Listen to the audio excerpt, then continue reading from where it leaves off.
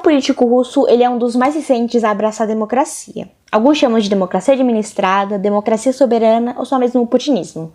Mas o sistema ele continua muito falho, manchado por corrupções e influenciado principalmente pelo Vladimir Putin, que ele fez muitas mudanças. A Federação Russa ela foi o maior país a sair do colapso da União Soviética em dezembro de 1991 e após a crise constitucional de 93, a Rússia ela realizou um referendo e aprovou uma nova Constituição. Essa é a mesma Constituição que fornece fortes poderes ao presidente. Tem uma estimativa que o aparato presidencial em Moscou seja mais de 75 mil pessoas, a maioria sendo empresas estatais. Em 2008, a Constituição ela foi emendada e o mandato agora é de 6 anos, não de 4. Putin foi reeleito e essa eleição ela foi muito criticada. A oposição era fraca e houve muitas irregularidades eleitorais. Além do presidente, tem o primeiro-ministro, que atualmente é esse, o Mikhail Mishustin, não sei pronunciar. O primeiro-ministro ele é nomeado pelo presidente com a aprovação da Duma, que eu já vou falar o que é, e é o primeiro na linha de sucessão à presidência em caso de morte ou renúncia do presidente. Porém, isso mudou em 2008, quando o Vladimir ele deixou o cargo de presidente, como ele era constitucionalmente obrigado a fazer, e se tornou o primeiro-ministro. Enquanto o primeiro vice-primeiro-ministro, o Dmitry Medvedev, assumiu a presidência. A Duma. A Câmara Baixa na Assembleia Federal Russa é a Duma estatal. É a casa mais poderosa. Então, todos os projetos de lei, mesmo aqueles propostos pelo Conselho da Federação, eles devem ser primeiro considerados pela Duma. No entanto, o poder da Duma para forçar a renúncia do governo é bastante limitado. Vantagens: pode expressar um voto de desconfiança no governo por maioria de votos de todos os membros da Duma. Desvantagens: o presidente pode ignorar esse voto. E por último tem o Tribunal Constitucional da Federação Russa. É um tribunal de jurisdição limitada. A Constituição de 93 dá ao tribunal o poder de arbitrar disputas entre os âmbitos executivo e legislativo e entre Moscou e os governos regionais e locais. O tribunal também ele está autorizado a decidir sobre as violações dos direitos constitucionais, a examinar recursos de vários órgãos e a participar em processos de impeachment contra o presidente.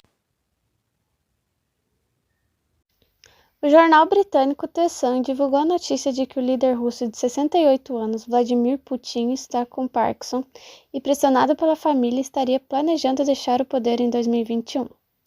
A notícia ela foi contestada pelo Kremlin logo depois, mas com isso vem o temor do que poderia acontecer com esse vazio de poder que Putin deixaria.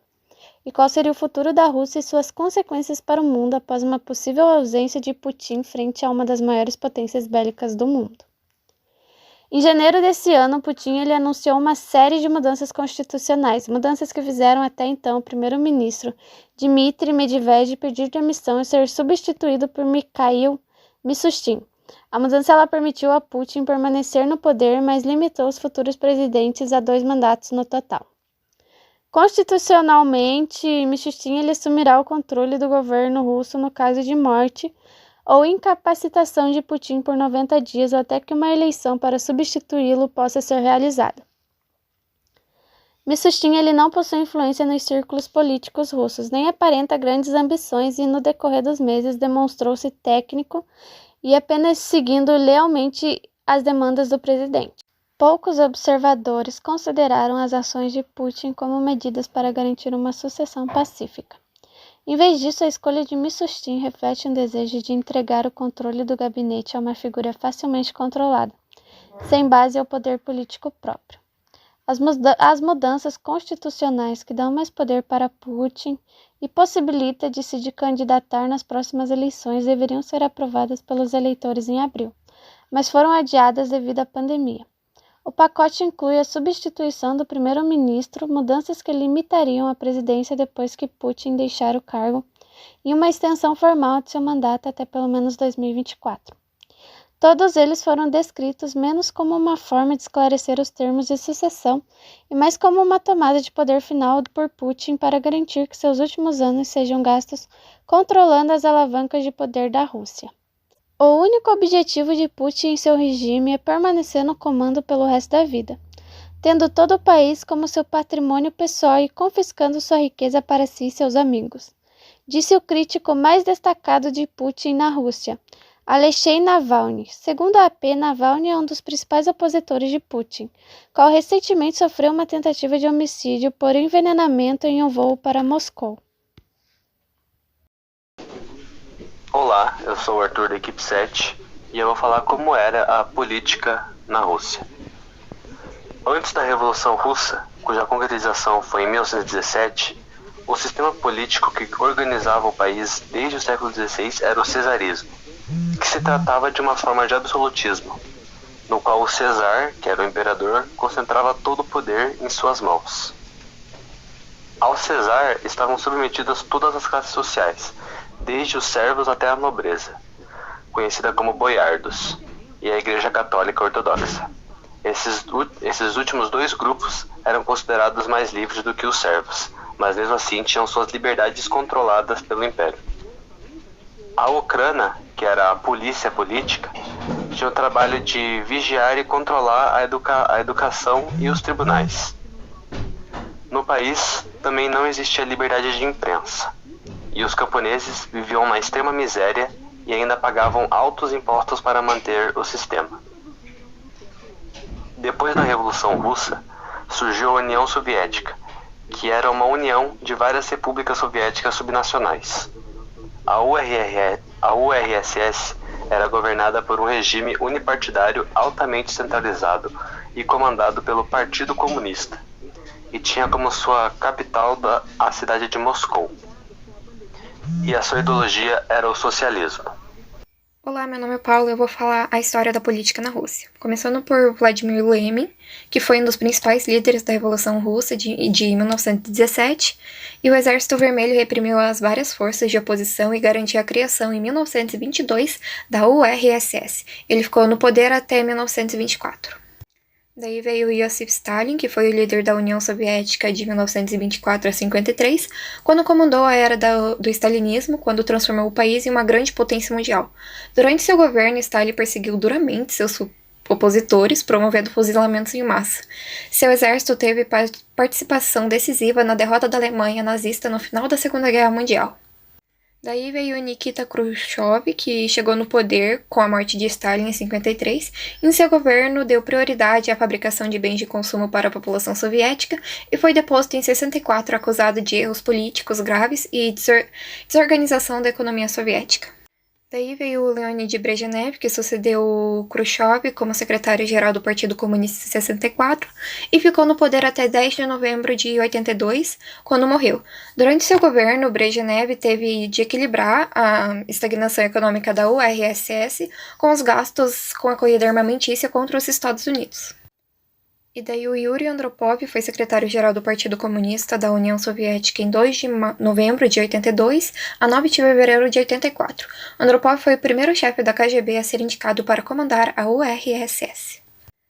E daí foi o Konstantin Chermengo, que foi eleito o secretário-geral do partido com a morte do colega em 84 e coordenou uma reforma educacional na União Soviética e uma reconstrução burocrática do Estado. Chermengo ficou apenas um ano no poder, com problemas de saúde, e morreu dia 10 de março de 85.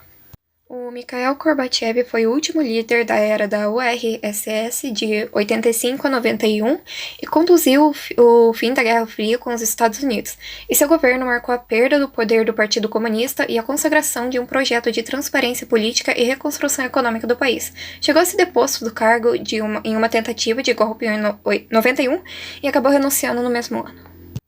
Boris Yeltsin foi o primeiro a ser eleito democraticamente na história da Rússia no ano de 91, e Yeltsin incomodou a transição do socialismo para o capitalismo, e seu governo foi marcado por transformações econômicas e políticas na Rússia e em outros países da ex-União Soviética. Renunciou ao cargo dia 31 de dezembro de 99. E Vladimir Putin assumiu interinamente a presidência da Rússia em 31 de dezembro de 99 e foi eleito presidente em março de 2000. Putin desenvolveu uma política de modernização do país e integração na Rússia e Europa, e está no poder até hoje. Estados Bom dia, Unidos meu nome é vezes Júlia, eu sou da Rússia. equipe 7 e eu vou falar sobre a rivalidade entre os Estados Unidos e a Rússia no cenário político. A picuinha deles começou em 1947 na Guerra Fria e continuou desde então. Só que na Guerra Fria a União Soviética foi dissolvida e daí teve uma grande crise econômica. Eles têm uma rivalidade imensa, tipo, em saber quem tem mais dinheiro, quem tem mais armamento e essas coisas aradas, sabe? Mesmo que a Rússia queira ser o top dos top, ele tá um pouquinho abaixo dos Estados Unidos. Porque os Estados Unidos têm mais armamento, população, capital, armamento? Eu já falei em armamento?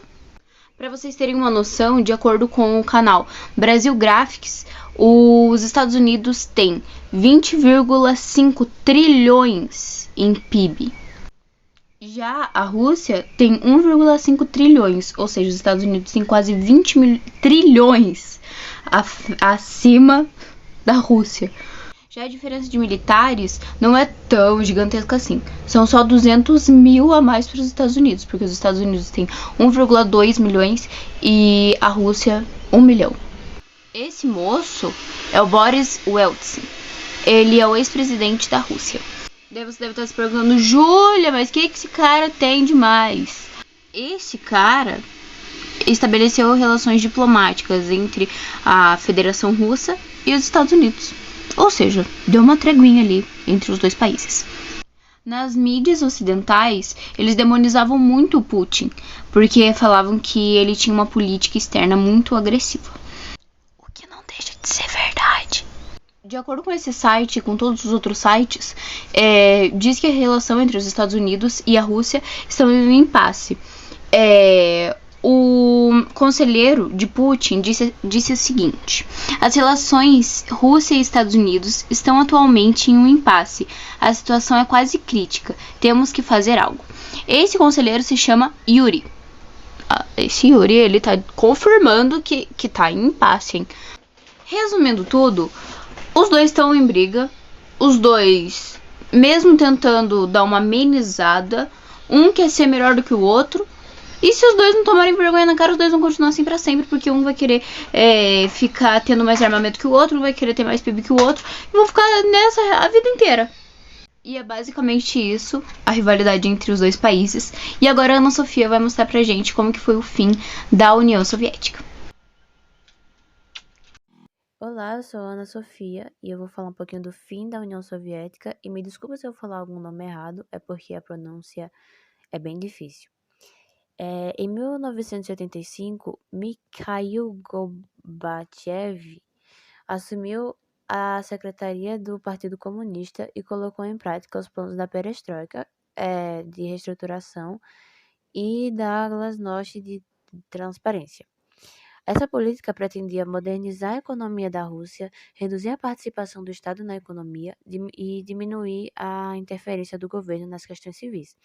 Rapidamente, o modelo demonstrou sinais de ineficiência e a União Soviética passou a interferir menos nos problemas políticos dos países socialistas e também limitou o auxílio econômico a essas nações.